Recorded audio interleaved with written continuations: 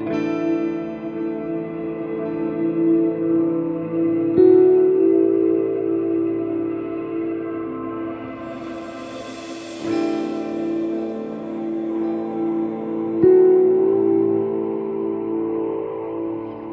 strategy game is like no other strategy game that's come before in the last sort of 10 or 15 years. It feels much more authentic to me than most RTS experiences that I've had. We really want to create this, really bring players kind of down into the action in the same way that we're trying to kind of bring this kind of first-person shooter perspective to an RTS. We want people to really feel kind of down in this shit, really kind of in the action.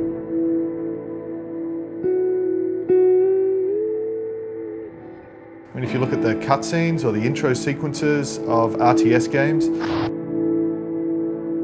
I mean, they're full of these, massive scale battles, 3D cameras, full 3D warfare, and they look like cinematic scenes. And then you actually play the game, and that's totally different to the experience you actually get. So what we're doing is we're actually creating a game that puts you in the middle of this full-scale, massive battles, and also that it puts you in the role of a general, so you can completely control those battles. So both from the gameplay and from the camera perspective and the immersion, it's a game that wouldn't even have been possible on previous generations of hardware or previous designs. On a battlefield, a general, it's an incredibly challenging, fast-paced environment, but he's not going, I want to build that factory there, I want to put this farm here, I want to manufacture this tank, I want to add this piece of equipment in real time. So we're keeping what happens on the battlefield very realistic. Each platoon of soldiers, the sergeant in that soldier has a name.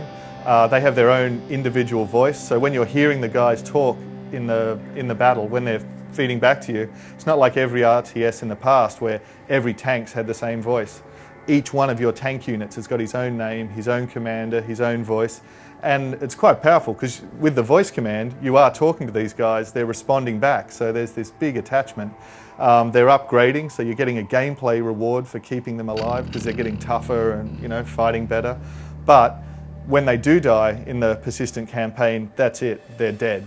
But yeah, I think that's really going to be a new emotional sort of experience or attachment, because one of the things with strategy games that they've never had is that real connection to your soldiers on the battlefield that we think we're really going to be a strong part of this game.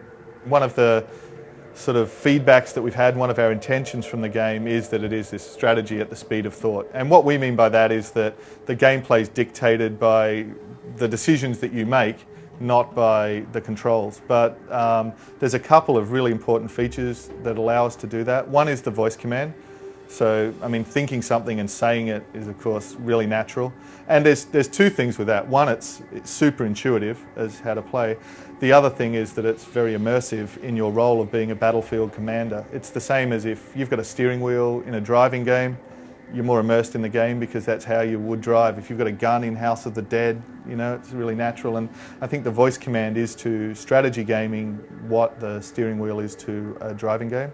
But the other element of it is the AI. So it's, instead of having to individually control hundreds of these little pawns, again, just like a real general would do, if you give a command to your units, so green team capture Delta, once you've given that command, they're smart enough to follow that on their own. They'll move from cover to cover, they'll flank, they'll pick targets of the enemy. So you don't have to micromanage, every stupid little pawn. Like, they're really smart enough to use actual military tactics. We've even got this feature of high-level AI. So what you could do if you want, you could start the battle and you could go, all units, assault enemy at will. And then all of your entire army will be under AI control, and they'll go out there and they'll fight a good fight under, the AI control. And if you wanted, you could sit back and watch at that point, or you could play like you do in a sports game. You could go down and directly control one group of guys, so you could play the whole battle just focusing on one special forces team, going and sniping enemies or whatever. So it's just completely under your control how much you want to focus on overall orders or how much you want to focus on one individual team of soldiers.